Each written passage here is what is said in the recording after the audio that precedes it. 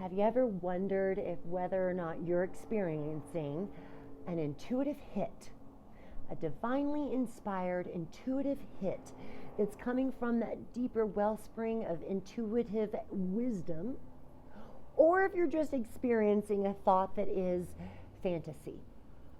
I know I've wondered this quite a lot as I try to align more with my higher intelligence and have a very active imagination.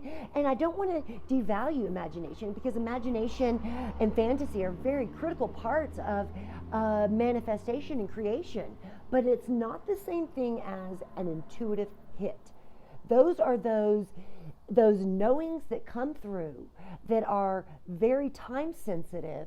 They are connected to embodied action that we need to take in order to play with all that is at play in that moment, and for us to align with that highest timeline for ourselves and for the others, for the highest good for all, is to take embodied action in that moment, right? We're being called to do something.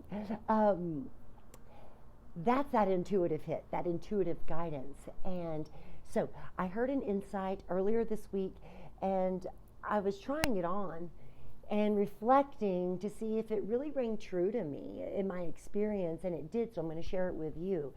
And it's this: an intuitive hit feels uncomfortable. Fantasy feels fine, right? So an intuitive hit feels uncomfortable. Fantasy feels fine. I think of the times where I had an intuitive hit. It was almost like, a discomfort. Like, you do this. And if I didn't, I felt like I was going to miss out on some blessing, some encounter that I was supposed to have. I'd kind of get that feeling of, I feel uncomfortable if I don't move forward. It can be on the smallest scale sometimes, to a really big, I'm talking hit. We can feel that discomfort like a punch in the belly. I felt very uncomfortable prior to making this move out to Colorado. There were so many rational planes where it just did not make sense, but yet I felt so uncomfortable if I didn't make this move. It reminded me a lot of prior to meeting my husband, Daniel. I was in a first marriage. We both wound up in that marriage due to a lot of our prior programming, and it was not truly a good match for either of us. It had become quite toxic for a long time, but it wasn't until I started getting this intuitive hit saying it's time to do something about this, right? Because we can be in certain situations and circumstances where they're maybe not they're not our ultimate highest and best, but we're not yet called to make action on it. But there will come that time. And I remember for me, it started feeling in the evening time, I started having this great discomfort come over me. And then when I'd go to bed at night, I feel this punch in my belly.